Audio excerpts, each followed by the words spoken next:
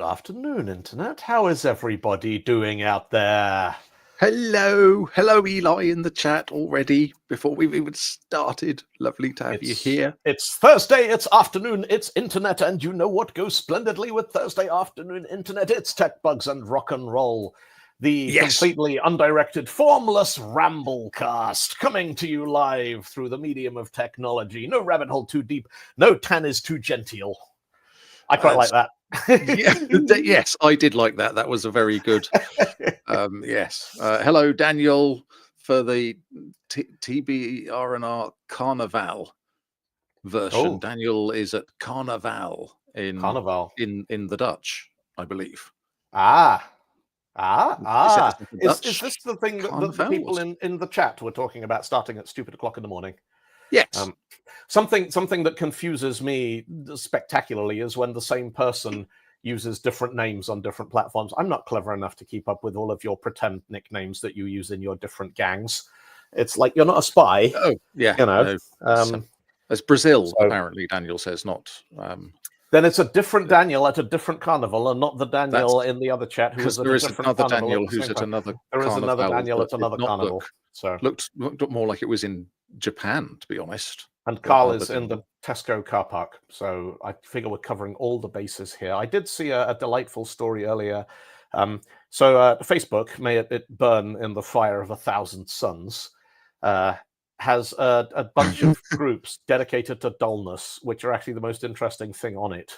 And one of them that propped up completely unsolicited and unbidden in my feed this morning was a man who has, over several years, parked in every single space in the Sainsbury's car park in Bromley, having used Google Earth to get a satellite picture of it and map out all the parking spaces and keep a spreadsheet of on which date he parked in each space.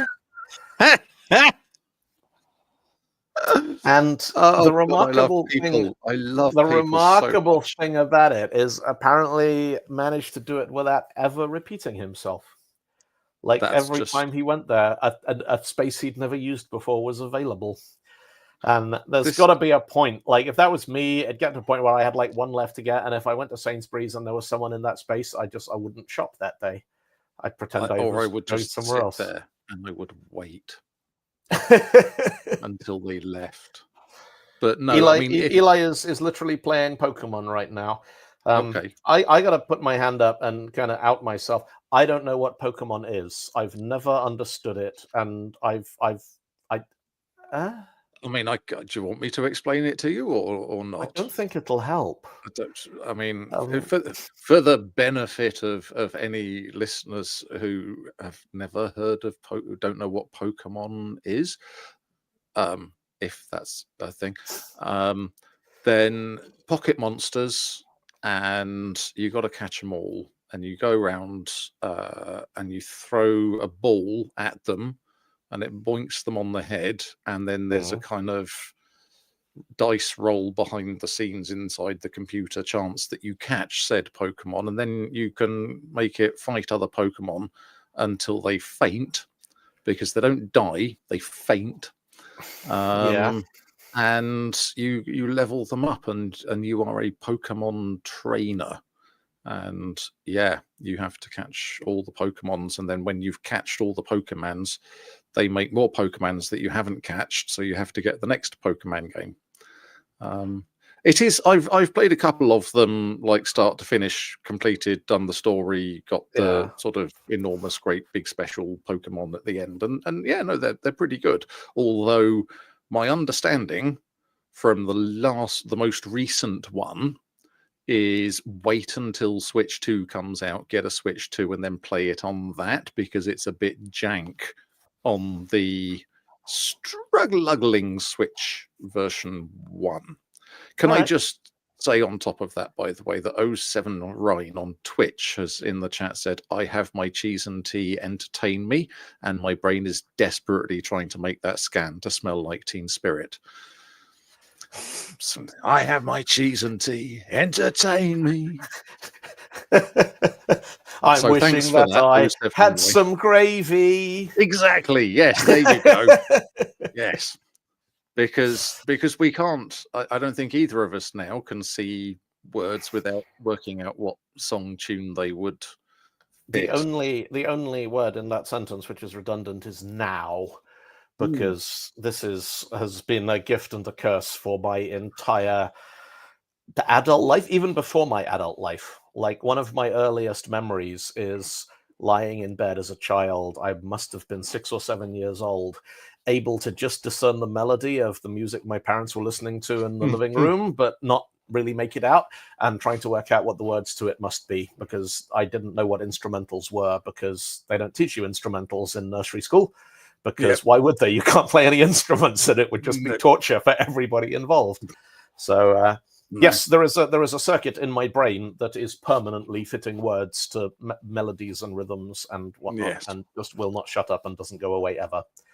When we were at Disney World last Christmas, whenever it was, Christmas before, and somehow I was punching my son in the face, as you do at Disney World. That's one of at Disney World. Yes. But in such a way that he could deflect every punch, and it became quite rhythmic. And then I started singing in the face, punch a baby in the face, punch a baby, punch a baby in the face, which was like the most Disney thing, but also the most un-Disney thing I think has ever happened, or that I've ever done at Disney World. I saw a photograph this morning popped up at random, which I don't know if this is true or not, but it is an old black and white photograph from the 1930s, allegedly of a coyote jumping off a cliff trying to catch a bird. And clearly this is going to end very badly for the coyote if the photograph in question is accurate, with the caption that this photograph inspired the entire Roadrunner Looney Tunes series of cartoons, because somebody saw it and went, that would make a really funny set of cartoons. I want that to be true. Do you know there are rules? Do you know there's a very strict set of rules for the Roadrunner cartoons that are things like the coyote must only ever acquire props from the Acme company. The coyote must always be seen to survive, no matter how catastrophic the incident that has just befallen them. Roadrunner will never say anything except meep meep. All action must take place in the deserts of Arizona and New Mexico. No, I just, and there is, and there actually is. I don't know if it was officially sanctioned by Warner Brothers Looney Tunes or whatever, but there is the secret episode where he catches the Roadrunner and eats it. No.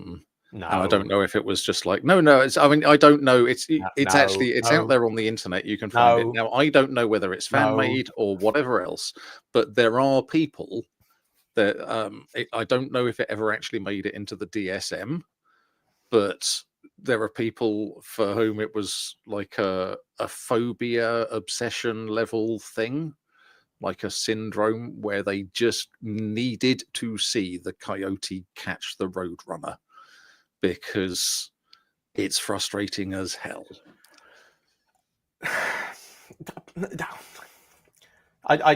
Emotions, mixed feelings. On the one hand, I am very sympathetic to the myriad of nuanced disorders to which the human psyche is suspect. But if you seriously can't live a normal life because you haven't seen the coyote catch the Roadrunner in the children's cartoon, then all right.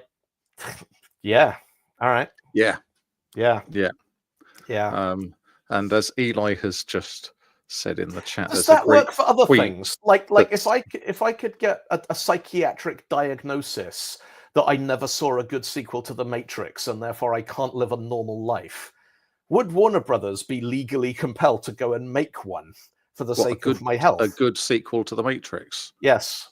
I'm not convinced that's... I think that might be like an invisible pink unicorn. No, you could totally do one. You can't have an invisible unicorn that is also pink. Bit true. Yeah. The unicorn bit, you can sort of do some weird genetics thing with a narwhal and a horse. but you can't make it invisible and pink. So the invisibility is a matter of fact, but the pinkness is a matter of faith. I am going to dispute that, because anything pink in a completely dark room is both pink and invisible, because But the invisible visibility is a pink unicorn subjective is phenomenon, invisible but everywhere. pinkness is absolute. No, the invisible pink unicorn is actually like properly transparent. It's not even, like Predator, where you can almost see the outline of him if you know where he's moving. But no, the invisible pink unicorn is completely undetectable to the human eye. Is the invisible pink unicorn in the room with you now? No, the invisible pink unicorn is How everywhere. do you know? But no, sorry, Eli was just like on the Roadrunner thing. There's a great tweet that's like, that bird was your friend for 20 years and you just killed him. Arizona has the death penalty, and I do like that. But yeah, those two were, as far as we could tell, the only sentient beings in each other's lives. Yes, it would be a terrible shame. Yes. So yeah, you wanted to talk about Framework. Yes. So Framework had a product announcement, and first of all, I got an email saying there's going to be a product announcement, and then I got a thing saying you should watch the product announcement live on the YouTube. So I set a thing on the YouTube to remind me when the announcement happened, which of course I completely missed because too many reminders. And then I went, ooh, Framework announcement thing happened half an hour ago. I wonder what they did. So I went on to frame.work, and it said, you're in a queue, and it will be 54 minutes until you can visit this website. And I literally at that moment of I cannot imagine anything that like justifies a 54-minute queue to get to a website in this day and age. No, like, I mean Taylor Swift tickets, Oasis tickets, I think was the last time I heard of anything like that, and that's Ticketmaster.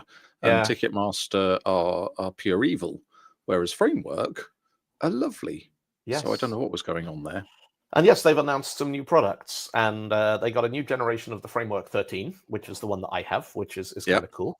Which still fits into the absolute version 1 Framework 13 chassis. Yep. So in theory, it means I could upgrade my 2-year-old laptop by switching out the motherboard, which I could do with one tool, and it would take 15 minutes, and then I would have like a Ryzen 3000. I don't know the numbers on CPUs anymore. So you would basically have an Xbox Series X in a laptop in terms of the graphics power. The 40 RDNA 3.5 GPU cores plus the 50 tops worth of NPU cores, which means it can run all the Copilots. But no, the graphics power is more than an RTX 3060, which is ridiculous because it's on the CPU, and that's just insane. So that is quite cool, actually. It is. So yeah, one of those, and there's a Framework desktop, which my first thought was why because Framework is a company that is famous for the fact that they make laptops which are modular that you can upgrade and you can repair yourself, and they do it brilliantly, and I love mine dearly. And I'm like, but why? And it's a modular desktop, so it's very small form factor, like banana for scale type form factor thing. It's 4.5 liters. Is the official size. Which is going to retail, like the top of the line one is going to be $2,000, and has a AMD Ryzen processor and 128 gigs of RAM. I mean, what were we talking about last week? 128 gigs of RAM. What is it that you want from a computer? An AMD Ryzen processor with 16 cores and 128 gigabytes of RAM. There's only one problem with the Framework desktop, in that my next computer is also going to have 4 HDMI inputs baked into it on the back. So I don't have to keep flapping around with Elgato cam links and HDs and everything. So that's just going to be a thing. So but yeah, no, and they also, so there's also a 12-inch Framework coming out, which is like one of the yoga format ones that you can flip the screen all the way back and use it with a stylus, which just looks cute. And it does look cute. It looks very kid targeted, like a sort of school, like the Chromebooks that they have at my son's school. But no, that did look very nice. And that vacuum is says, apparently going to start at under 1,000. No PCIe slots, right? Yes. From what I've seen of the announcement, it's expandable using the framework little dock module snap-in things, but it doesn't have PCIe because it's a proprietary motherboard based on mini ITX form factor. So no, it does. It does have one It does? PCIe slot, but it is Oh. unusable while it is in the framework case. Ah, so it's got So one yeah, on the there's no motherboard. space to put a thing in it, but once you've taken it out, and attached your own cooler and stuff to it, and this is very much a thing with the framework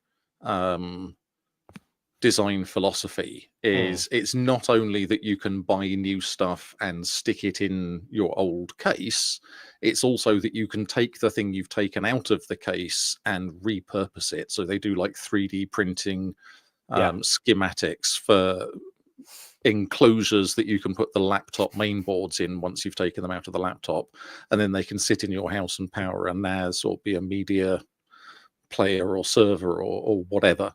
There's some pretty good stuff actually that you can do with that, and so obviously that is the plan for the main board from this weird desktop. So I do agree with you that it's out of character, Yes. it's off topic even for a company that was like, why can't we upgrade laptops like we do desktops, and has actually done a pretty good job of addressing that shortcoming in tech. It is a weird pivot or sort of direction for them to go in, to suddenly go, no, we're gonna make a highly customizable desktop. If by customizable you mean that the front panel has 36 tiles on it that you can swap in and out and 3D print your own and do all sorts of mad things. Linus Tech Tips had some stuff that they'd 3D printed, and they were printing Lego tiles and then sticking minifigs to them climbing the front of the computer. So yeah, Backpack Vacuum saying, is it trying to compete with the Mac Studio? I mean, that is possible. It's in that sort of size category. I mean, it's a bit bigger because it is still using off-the-shelf components as much as possible. But the particular system on chip that it's got, which is the absolute balls to the wall top end AMD 39, I can't even keep up with what AMD are calling their chips anymore, so screw it. And with 128 gigs of RAM, that can run like DeepSeek and stuff. And with all the GPU and NPU cores, it can probably do a pretty good job with Photoshop.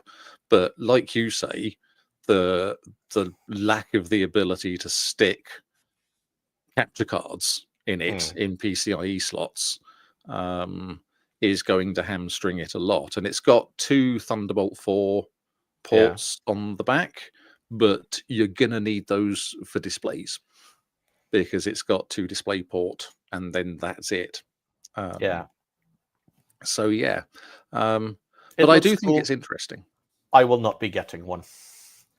No, mainly because it's just, it doesn't look like my sort of thing, but also because if you buy one now, you might get it in September, and I'm hoping that I will be up and running with my 128 gigs before September, because that would be nice. That would be nice. So, but and obviously I was a little disappointed that they didn't announce anything at all for the Framework 16, although assurances were not given actually. But so no time frame was given for when they might be announcing the next motherboard or whatever for the 16, but assurances were given that they were just at the start of their journey.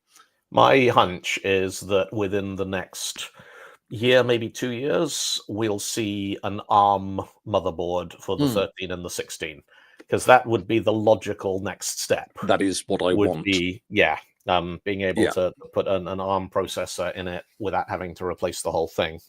Yeah, and which then would take the old probably one like out. And, yeah, double the battery life. And yeah, the other thing is they really need to release a new GPU for the 16 Mm. because that GPU bay at the back, that expansion slot at the back, was kind of one of the major points when they were selling this thing. Hey, it's got this GPU, but in the future you might be able to upgrade it. And Yeah, it's one of those things where I would not. It's an AMD GPU that's available yeah, at the moment, and if they released a better AMD GPU, I wouldn't care because I don't really game on my laptop. I certainly don't play anything that makes it struggle. It's kind of like Disco Elysium and some platform games. And the only way I would be wanting to stick a GPU in there is if it was an NVIDIA GPU and I could use it for sort of NVIDIA CUDA accelerated thingamabobs and video editing and all those sorts of stuff. So, yeah. Apparently, Framework already has a RISC-V motherboard available. They don't.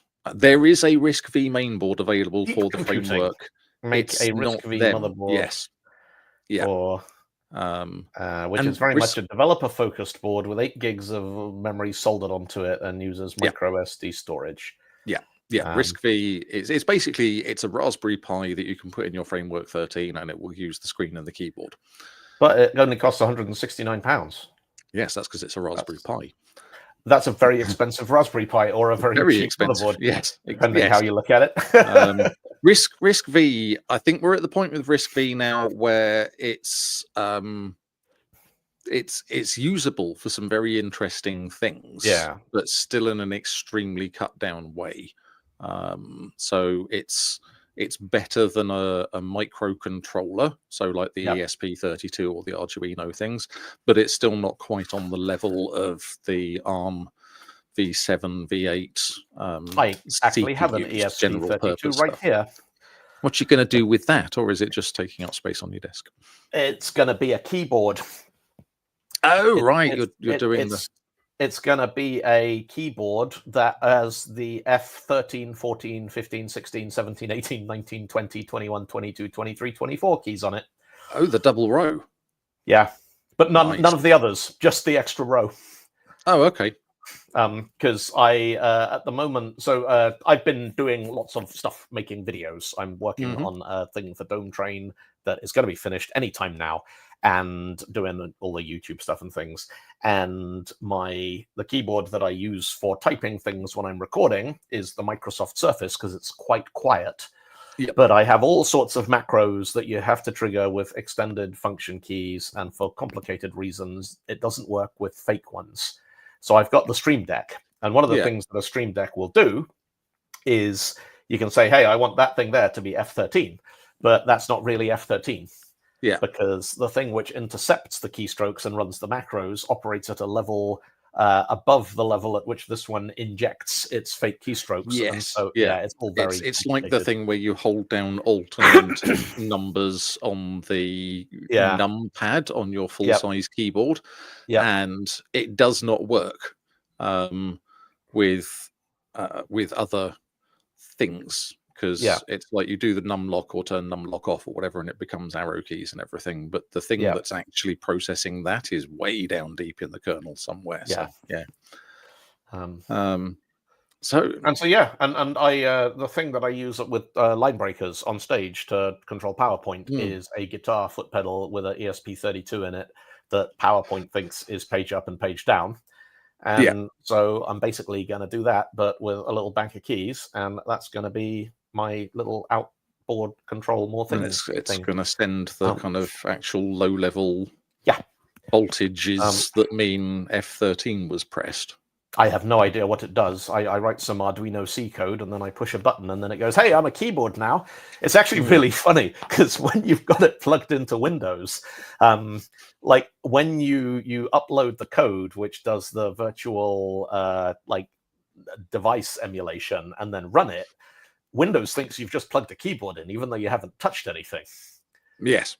And then when you hit the debugger on it, it stops, and Windows goes, oh, you've just removed the keyboard. And you're like, this is weird, and so yeah, Yes, yeah. lots of fun. But Right. let's talk So about is that going to cameras. be? Is it going to be wireless though? Because that's No.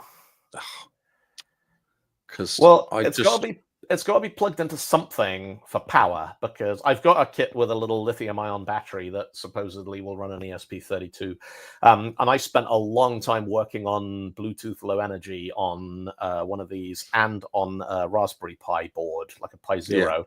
No, Bluetooth is horrible, and it was invented by gnomes who hate you. Don't touch it. Don't mess with it. I thought it was invented by Hedy Lamarr. That's frequency spectrum hopping. So yes, kind of. Yeah. Which is yes, but One of no, those weird because facts. I've just having moved my computer like all the way downstairs into a bigger room. I'm now going through the process of plugging all the things back into it, which I'm not doing all in one go. It's just kind of as and when I need them. Yeah. And it's kind of depressing how many wires there still are. Because I've got my lights, and those have got wires coming out of them running into a USB chargery thing, and I've got my lovely new camera, which is here, and that's got an HDMI lead coming out of it going into a Razer Ripjaw or something, which is then, but that's a wire, and then there's another wire coming out of it, which is the dummy battery thing that's plugged in, and then my Stream Deck's got a wire, and then I've got a USB hub with a wire, and my microphone sort of hovering across here. That at least is only one. Well, it's got the wire going into it, and then another wire coming out of it and going into my headphones. And I'm just like, I thought we were supposed to be getting away from all this. This is literally my desk now, now. Yeah. That's this, or the camera that we were on a second ago. Those are just the wires necessary to keep that thing alive. Yeah. And it's I mean, and you can do your sort of cable management, and I got a bunch of Velcro cable ties and all this sort of thing, but it's just everything should just talk to everything else. And also everything should have a tiny little fusion reactor in it, so we never have to worry about power or batteries ever again. And I fail to see how we've invented AI that can that will now no longer. You can go to AI and say you want a picture of a 6-fingered glove, and it will draw you a picture of a 5-fingered glove, because they've essentially done whatever the LLM training version of painful shock therapy is to make sure that DALL-E never draws a 6-fingered hand again as long as it exists. And you can, you know, when they say that, oh, it can show the thinking. I want to see the thinking behind the image generation. When you've said, no, I want 7 fingers on one hand, and the internal thinking going, but I can't do that. The master's told me I mustn't. What a time to be Nasty alive, little eh? hobbitses. But yes. No, and I don't. I mean, Sorry. I'm very much of the thing. If I want to use a computer with no wires, I have about 4 of them, and they're laptops, and you just take them where you want, and they go. And I spend a lot of time when I'm in places where wires would be inconvenient doing wireless computing, you know. And we'll plug them in overnight to recharge, and other than that, they never get plugged into anything. And there's sort of like I don't trust wireless peripherals like wireless keyboards and wireless mice. I had a videotape the other day ruined because the keyboard decided after 15 minutes of flawless recording that it needed new batteries and just started repeating random brackets everywhere. And stuff like that just makes me want to burn it all down, because, you know, but you can't get nice wired ergonomic keyboards anymore because they stopped making them all. Because why would they keep making nice, useful things that people actually need? I mean, I did see this one coming when Microsoft made the last really good wired ergonomic keyboard. I bought 4 of them, and because they're beautiful and I love them and they're comfortable, but they don't last terribly well, particularly when you're typing on them with enthusiasm. And I'd get about 11 months out of one of those before it sort of started not working properly. And so I stockpiled them, but the stockpile ran out a few years back. And I got the The Surface Sculpt was lovely, but not quite right, and it didn't really work. And then I got the this one, which is the Microsoft So Cool it doesn't even have a name on it. Sorry, do you mean that Surface Sculpt? Yeah. This is my second one. Yeah. And I do very much like it. Yeah. The only thing that bothers me slightly is the function toggle switch at the top right. Yes. Which I forget whether it's toggled one way or the other. A light wouldn't have killed them, I don't think, but never mind. Do you know what my favorite thing about that particular keyboard was?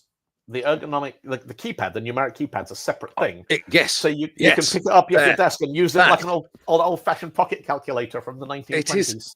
Do you know but the thing that makes that especially good? I am not going to loosen my camera because it took me ages to get it positioned right.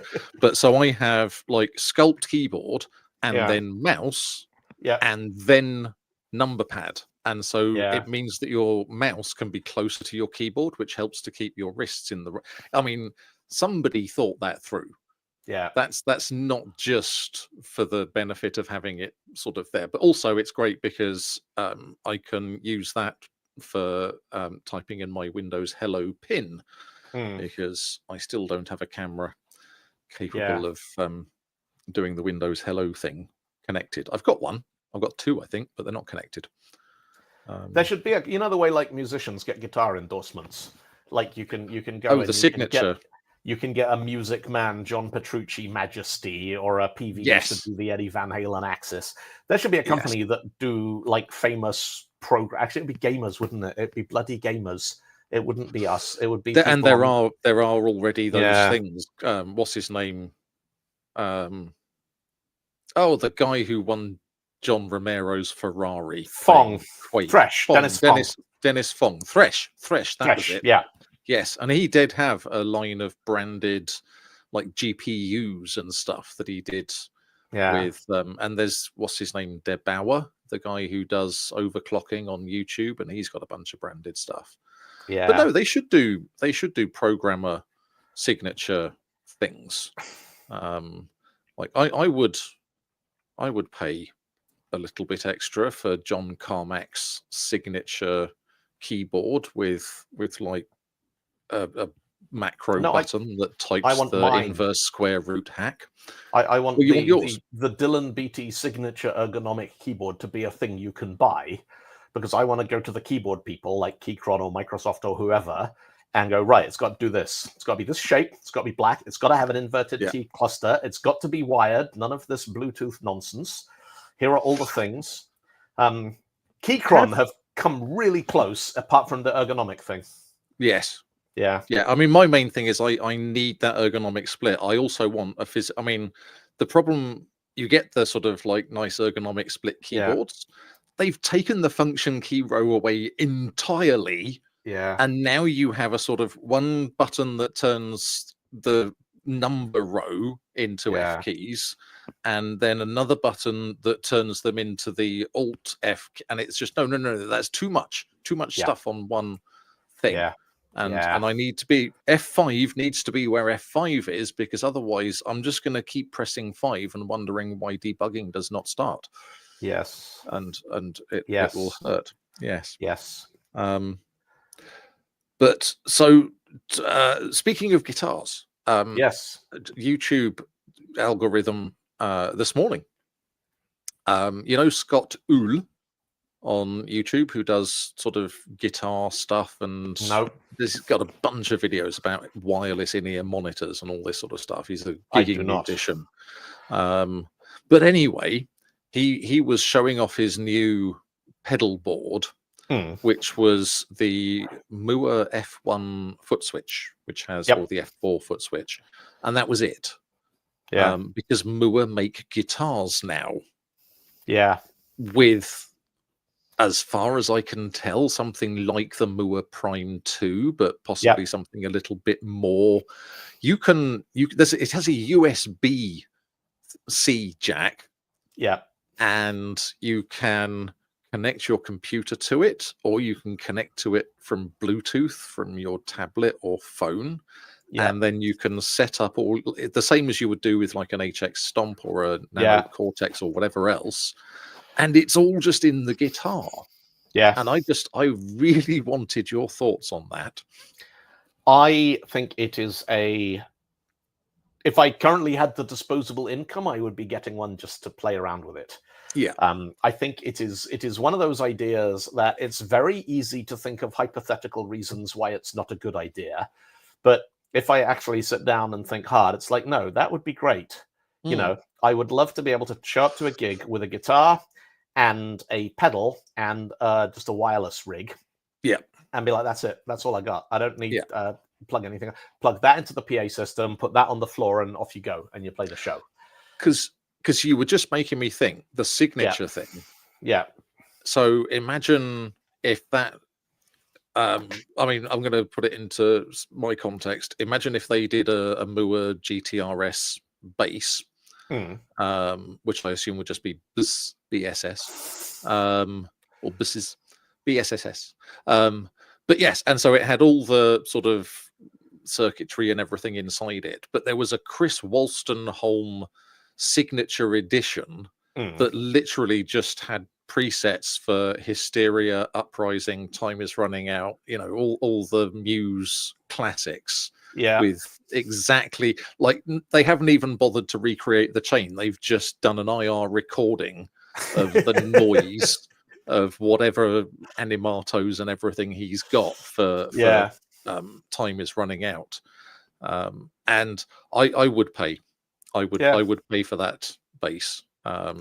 Although knowing Chris Wolstenholme, it would come with 4 strings, which would upset me greatly.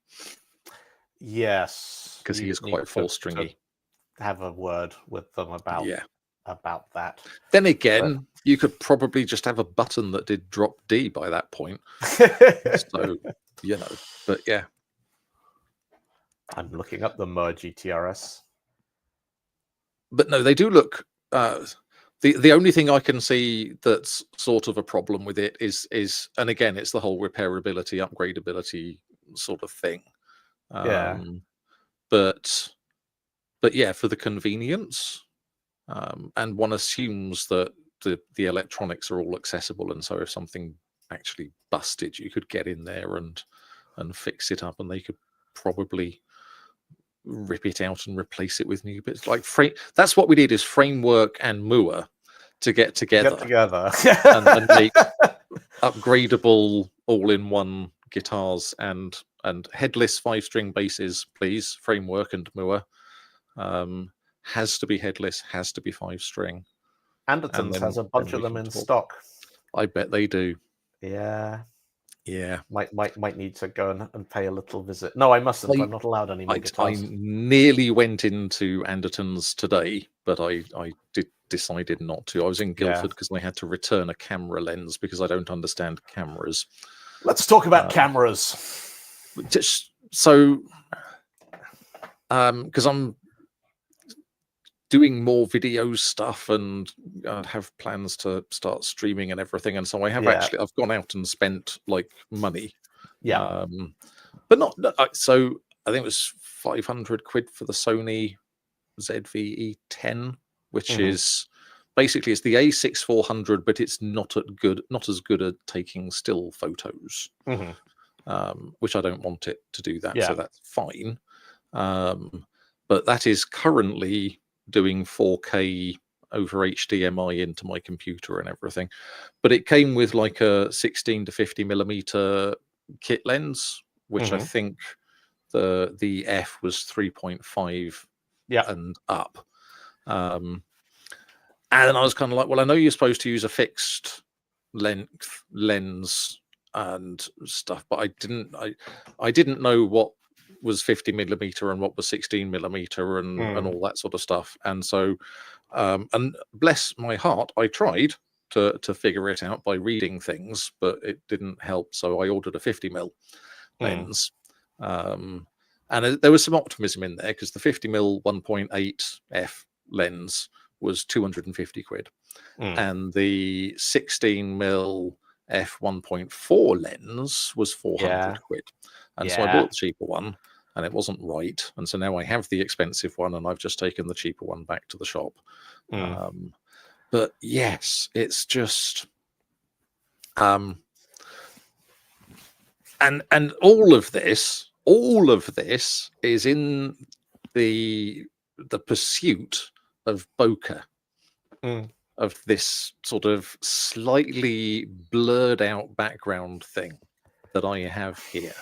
And what I want to know is why hasn't somebody just made like a 350, 400 quid streaming camera that does bokeh? And if you link to one now, I shall be very no, you've just gone dark.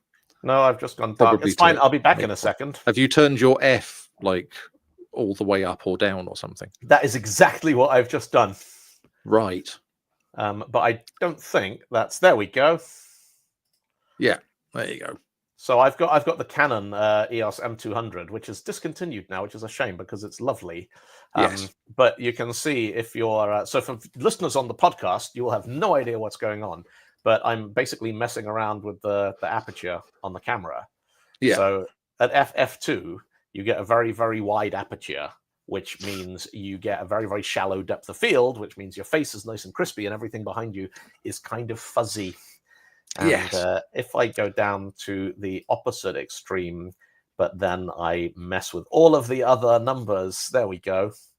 And so now the background should be extremely crispy, and you should be able to count the strings on the guitars and all that kind of thing. Yes, but you don't pretty get much. the fuzziness. And now See, if I change that back, way too light. Yeah, it's all right. Yes. Hang on. Oh no, the HDR. There we go. See, but this is one of those things where you just kind of gaily go, "Oh yes, if you widen the aperture, then you get the depth of field." Why? Like in optics terms, why? If you want to, so I had to learn all this stuff to pass A-level physics because I had a whole module about optics and astronomy, which meant knowing how lenses work and how cameras work and how those kinds of things work. And basically, it's if you have a pinhole camera, so you have a very, very tiny aperture, it means that effectively everything you can see, there is, if you imagine one single beam of light, so it's not even slightly conical. It's like a single, almost like a laser beam, right? Yeah, hitting the image, the film, or the emulsion, or the CCD, or whatever you've got in the back of it. And so there's no fuzziness anywhere, because fuzziness happens when because there's multiple beams of light sort of sharing the same information. And no, that does make sense. Yeah. And so but the trade-off is that the smaller the aperture, the less light comes in. Yes. And so to get a good picture in very, very... So the one extreme here is the Sydney Olympic Games. Because Sydney, in the sunshine, very, very bright, very, very sunny, but the Olympic Games moves very, very fast. And so in order to take photographs of people doing Olympics, you need a very, very fast film speed. And you can get away with a very narrow aperture because there's a lot of natural light. And so you can get crisp photographs, but then getting the sort of depth of field on it and stuff becomes a little bit more complicated. Whereas doing portrait photography by candlelight, you need a wide aperture or you need a long exposure. So you've got how wide is the aperture, how long is it going to be open for, and how fast is the film? As in how long do you need to expose it? And that goes all the way back to the film speeds are literally ISO numbers, which is was originally how many grains of silver nitrate were there in a square inch of film, or something along, like it goes way back to like how much chemical got mixed into the thing when you made the film. Because if you've got lots and lots and lots of grains on there, then they're very, very reactive to light, but you get a very, very grainy picture. Whereas at the other extreme, you get a much smoother picture, but it takes a lot longer to expose it. Yes. Yeah. That makes sense now. Thank you. Anyway. Right. Now you can do your A-level physics. Well, now I can record some videos and do some streaming. Because I have got one of our mutual friends is being my accountability buddy and messaging me on Signal going, have you done that yet? What are you doing next? When are you going to do it by? And they are actually doing a pretty good job of it. So is it working? Yeah, so far. There is a vague possibility that I may actually record and edit some video and send it off somewhere to have somebody go, no, that won't do. Or frankly, I've given up, start your own bloody website. Which, oh, speaking of starting websites, so, you know, we had, you were off a couple of weeks ago with Lurgy related things, and I had Chris Woodruff on here. And we had sort of lots of chat about simplicity and complexity in engineering and architecture, and my sort of how simple is as simple as possible talk that I keep getting people going, thank you for being, for sort of actually standing up there and saying what we've all been thinking, or you know, but I think it's an idea that is gathering momentum. I've seen Dan North has been blogging about the best simple system for now. And so Chris has actually registered a domain and put a website up. It's simplicityfirst.dev with a hyphen, simplicity-first. And there's a kind of our first pass at a manifesto, or, you know, mission statement, I think was the thing we chose.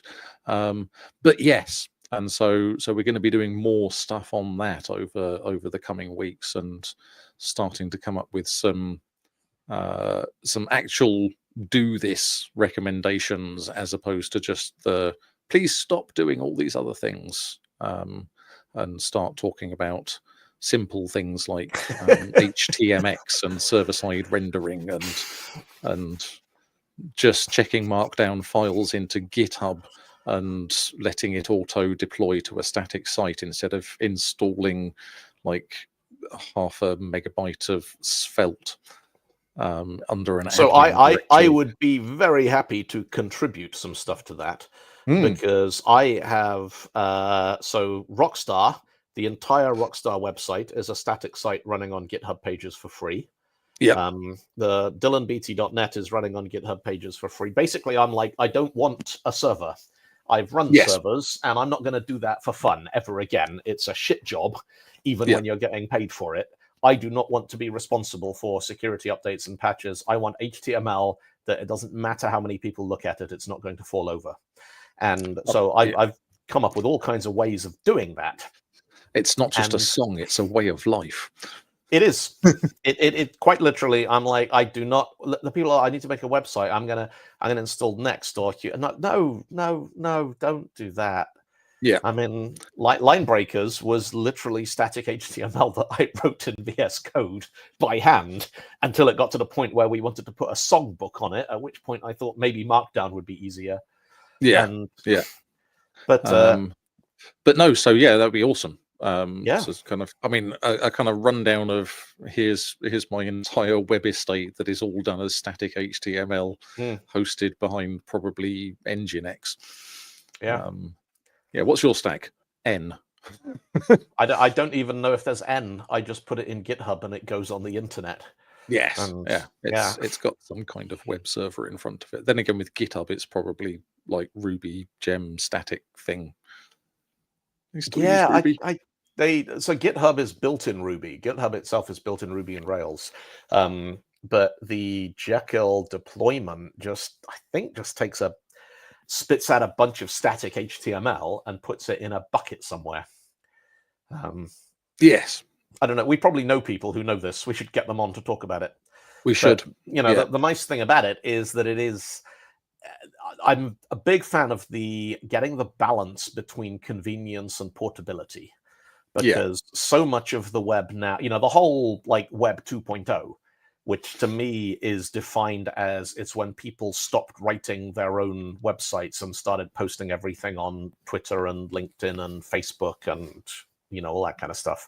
And the convenience of doing that was definitely a game changer, because so many people who would never have written a website were now posting content online, which is kind of cool if, they're interesting people with interesting things to say. But all that content then goes into a walled garden in a proprietary format, and you're never ever going to be able to take all your Facebook posts and go, actually, I'd like all of them to be on Blue Sky now.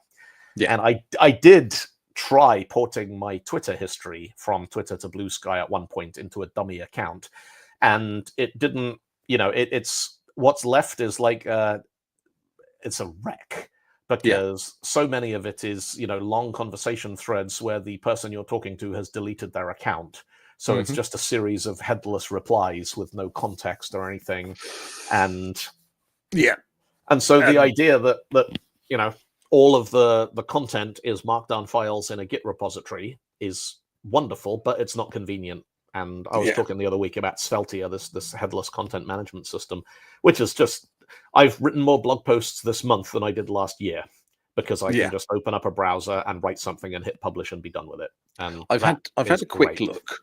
Yeah. My major issue at the moment is they say is the instructions are not for setting it up from scratch. They're for migrating away from Netlify CMS. Oh, I did it from scratch. It was a piece of piss. I can walk you through it. Well, you should write a blog post on how you did it from scratch, because I'm sure the Sveltia people would very much appreciate that. Just a walkthrough thing. But no, but yes, that's the kind of thing. And actually, I've just accepted a new contract for the next 6 months at least, which is going to be fun, because it's a place I've worked before, and I know, they hire smart people and they do things well, but they've kind of just finished this really, really massive project, and I literally can't say a lot about it, because I'm not sure how much is still under NDA. But anyway, there's been, 50, 60 people working on this thing, and various sort of components and services within it and stuff, all in the service of ship. And they've got sort of 2 customers out there running on this new thing. But they want to, obviously now it's done, they want to scale that up and scale it out and onboard more customers. And if it takes a month to onboard a customer, if it takes a team of kind of like 6 or 8 engineers a month to onboard a new customer, that's limiting the number of customers that you can onboard. And so my remit is to go in and identify areas where it could be simplified, particularly in terms of kind of deployment and maintenance and observability and so on, and kind of make it simpler to spin up new tenants on this system. And I'm really looking forward to it. I think that's going to be quite a rewarding way to spend hopefully longer than 6 months. But yes, it's going to be a fun thing to do, and it's going to give me a lot of stuff to kind of blog about and talk about as well, on this whole simplicity first kick. But that is the brand name that Chris came up with, and I really like it. I think it's simple. And if you go and look at the website is also simple. It's just a retype blog, which is not complicated at all. So let's talk about something which is the diametric opposite of simplicity. So something I'm always interested in is seemingly innocuous requests. There used to be a game that was used to teach agile development, where you'd get a bunch of people in, you'd give them Lego bricks and tell them to build animals. And so you'd start out with, the animal, and you'd have a list of features and how much those features were worth to the business. And the business will give you 20 points for 4 legs, and it'll give you 20 points for 2 eyes, and 20 points for a tail, and this and that. And then at some point they would pull a requirement out saying the business will give you 100 points if your animal has stripes. Because turning a Lego animal that isn't stripy into a Lego animal that is stripy, when all you've got are bricks, basically is a ground up rebuild of the entire animal. Yes. And so one of the projects that I'm working on, I've been running for a while now, requirement popped up to, yeah, we'd like to have guest administrators for some of our things. So Oh, I know what this is. up until now, it's been the classic, like, there are the customers and there are the admins, and the admins have read-write access to all the things, and the super admins can add new people to it, but otherwise you're either an admin or you're not. Yeah. And then this thing pops up, like, actually, we'd like to invite these people to be able to manage one. It's events management, it's events ticketing. We'd like these people to be able to manage one event, but none of the others. And you're like, right. So you now need groups and role-based access control. Well, the difficult part is it's not even role-based access control. It's, you say, right, okay, the easy part is each event now has a list of other people who can, any given event has guest administrators. And then you're like, right, how do we make that work? Because every single method you've got, what it means is you can no longer do sort of declarative authentication and authorization. Because until you know what it is they're trying to look at, you don't know whether they're allowed to look at it or not. Yes. And so it flips it from being role-based to being resource-based, because, and it's one of those kind of pull requests where you're like, there is no way of breaking this down, because the logical first step is you can't authenticate and secure anything until you've got the new user system wired in. And if you deploy that on its own, then basically your guests can run all over everything in the system until you put the checks in everywhere else. And so you're like, all right, I guess and I'm sort of looking at it going, it's right on that cusp of, it is one line of relatively straightforward code that just needs to be pasted into every single controller method you've got. Once you've loaded the event, check whether this person has you're like, is there a better way? Like, is this aspect oriented? No, it's not. Nothing is ever aspect oriented. Is there a custom? You're like, getting the context to do it using some kind of attribute or something. Eventually, you're like, to make this look simple, you would need to put so much magic behind a sort of bulkhead saying, "Do not look behind this bulkhead. Honestly, nothing to see here." You're like, just be explicit about it. Just do the thing and put the line in everywhere that it needs to go. I think, there's a lot of code out there that looks very simple, but somewhere there's that cupboard full of bowling balls and anvils where if you open it, it's just going to kill you. Yeah.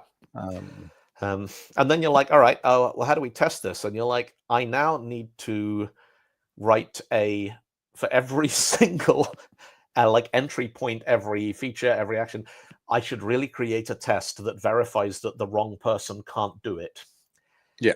And even then, you're like, right, well, let's just put all the functions in a list, and then for every function, we'll spin up the context, hit the function, make sure we get an HTTP 403 back off it. And it's one of those just, we want to authenticate based on resources is like making the animal stripy. It's like there is no... It doesn't decompose into small deployable pieces, which will get you there gradually. You've either got to ship the whole thing or nothing. Yeah. So that was fun. Ship that line and everything. But no, some of the most complicated code I have ever written in my life was in simple data. Yeah.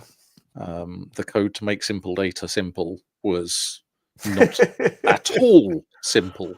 Yeah. It's like people go, "Oh, Python's a really simple programming language. Go and look at the C Python source code. It's not simple underneath." Yeah. Yes. Okay. Simple things seldom are.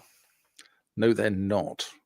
But it is worth the effort, though, to try and keep them so, I think. And sometimes that does mean repeating yourself. Yeah. And just putting that if line in every controller action method throughout the entire code base. Yeah. Because it's easier to read. Yes. Yes. Write the dumb code. Be explicit. This happens, then this happens, then this happens. And people are like, really? You're like, yes, that's what happens. Yeah. And the nice thing about it is you can look at it and be like, I can understand everything that is happening here because there's no magic. There's nothing hidden. Yes. And this is where things like state management frameworks like Redux and the stuff become ridiculously complicated, because the thing that actually happens when you click a button is so far removed from the word on click that it's impossible to find it if you don't already know where it is. There's literally, they go, oh, we've decoupled, and you kind of like, what decoupling means is my IDE can no longer F12 and follow the functionality. I can't drill down into the code because you've put it in a separate repo and you're publishing the business logic as an NPM package. Yes. So that, because you've used it in the React app and the React Native app and just blah, blah, blah, blah, blah. I could tell you a story about Ruby, but that's probably a story for another time. Put it on the Trello for next time. There you go. Ruby gives you sharp knives. Monkey patching. As the saying goes. And then they give the sharp knives to some children, and the children hide the sharp knives in the soup. Yes. So if Ruby was actually a good idea, it would still be called Smalltalk. We're going to get hate mail for that. Yes, we are. But I'm the one who gets the hate mail, so that's fine. It comes through to my inbox, so hate away, haters. Right. We are out of time. Thank you for tuning in, folks. And thanks for all the chat, which we didn't really respond to much, but it's all good stuff. Thank you. Vacuum says, just one comment. Do you have any suggestions or solutions for filtering, sorting, collating a large number of posts in a stack like that? No. I mean, it depends what you mean by a large number of posts. I've got several hundred blog posts on dylanbeatty.net going back to about 2008. And I occasionally get screens that won't show me all of them, but it's never actually been a problem yet. Because if I need to, I can clone the entire repo and just edit them as normal files. And as long as you can get all the data out into a folder and open it in VS Code or something, there's kind of a limit to how much. Little sort of console application that reads the front matter YAML and puts it into a kind of CSV database type thing, I suppose. Yeah. Seems like, sort of a Python script or a console application or something. I did notice Sveltier appears to have a limit of only showing you your 100 most recent posts, which is hypothetically a problem, but hasn't bitten me yet. So, no. And I mean, you do still have the option of going to GitHub and editing them directly through the GitHub UI. Yeah. It's unlikely you're going to want to fix something older than 100 posts while you're on a train from Edinburgh on your phone with your Bluetooth keyboard. So unlikely. Not impossible. Unlikely. Not impossible, but unlikely. Yeah. But anyway, yes. All right. Thanks for tuning in, folks. We will see you same time next week, I think. Yes. Have a good week. Yeah, I'll be here next week. The week after that, I think I'm going to be off somewhere, but I might still be able to dial in from Utrecht. So we'll see. All right. Take it easy, folks. See you soon.